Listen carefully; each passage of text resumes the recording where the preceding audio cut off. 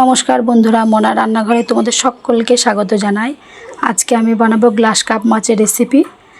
এই মাছটা আমি আজকে যেরকম করে রান্না করব এরকম করে একবার রান্না করে খেয়ে দেখবেন, খেতে খুব ভালো হয়। একবার হলেও ট্রাই করে দেখবেন। ওই জন্য আমি মাছ নিয়েছি, মাছগুলো কেটে ভালো করে ধুয়ে নিয়েছি, নুন হলুদ মাখিয়ে নেব।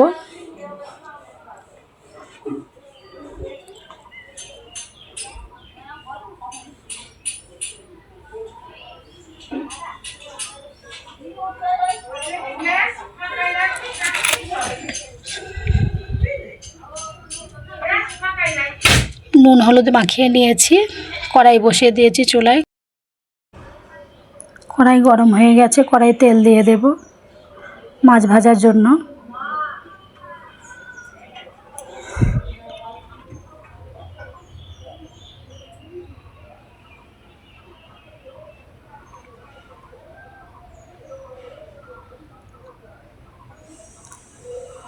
তেল গরম করে নিয়েছি, তেলে মাছগুলো দিয়ে দেব।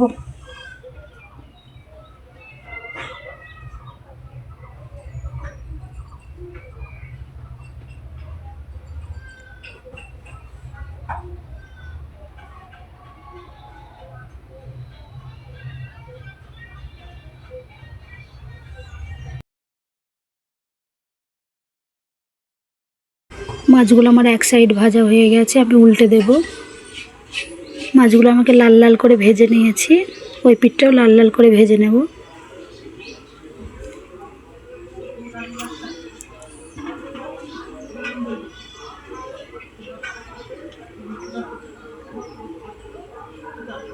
মাছগুলো ভাজা হয়ে গেছে, তুলে নেব।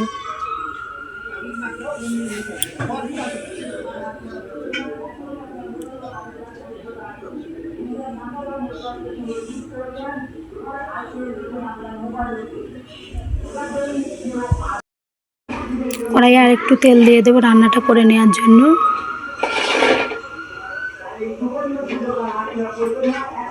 একটা বড় সাইজে পেঁয়াজ আমি কেটে রেখে দিয়েছিলাম, পেঁয়াজটা আমি দিয়ে দেব। পেঁয়াজটাকে একটু ভেজে নেব।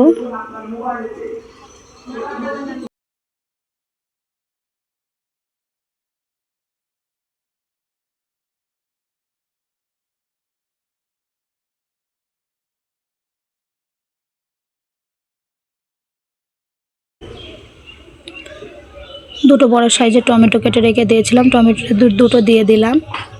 হাফ চামচ লবণ দিয়ে দেব। টমেটোগুলোকে একটু তেলের সাথে নরম করে নেব ভেজে।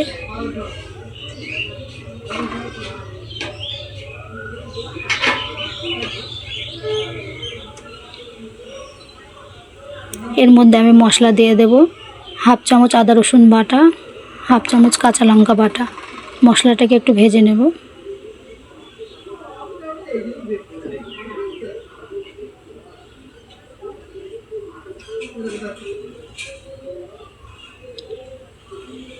এর মধ্যে আমি গুঁড়ো মশলা দিয়ে দেব। হাফ চামচ হলুদ গুঁড়ো, হাফ চামচ জিরে গুঁড়ো, হাফ চামচ ধনে গুঁড়ো, অল্প গুঁড়ো লঙ্কা দিয়ে মশলাটাকে একটু কষিয়ে নেব। অল্প জল দিয়ে দেব, দিয়ে ভালো করে মশলাটাকে কষিয়ে নেব।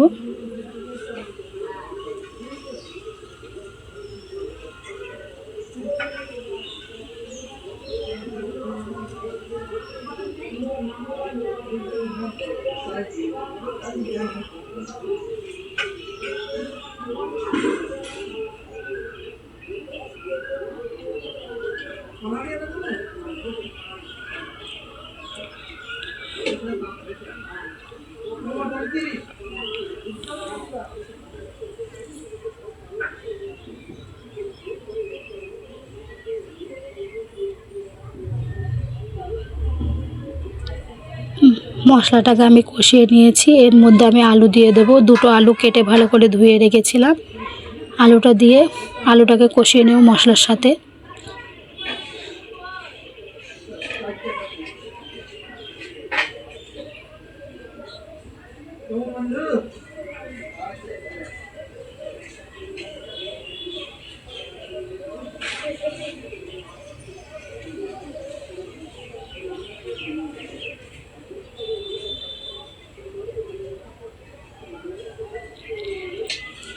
আলুটাকে মশলার সাথে কষিয়ে নিয়েছি। এর মধ্যে আমি জল অ্যাড করে দেব।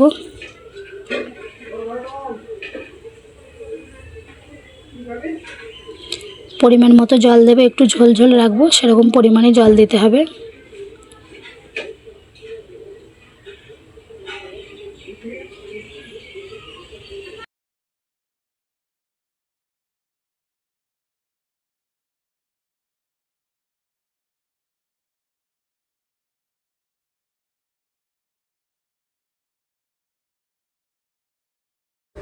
ঝোলটা আমার ফুটে উঠেছে, আমি মাছগুলো দিয়ে দেব।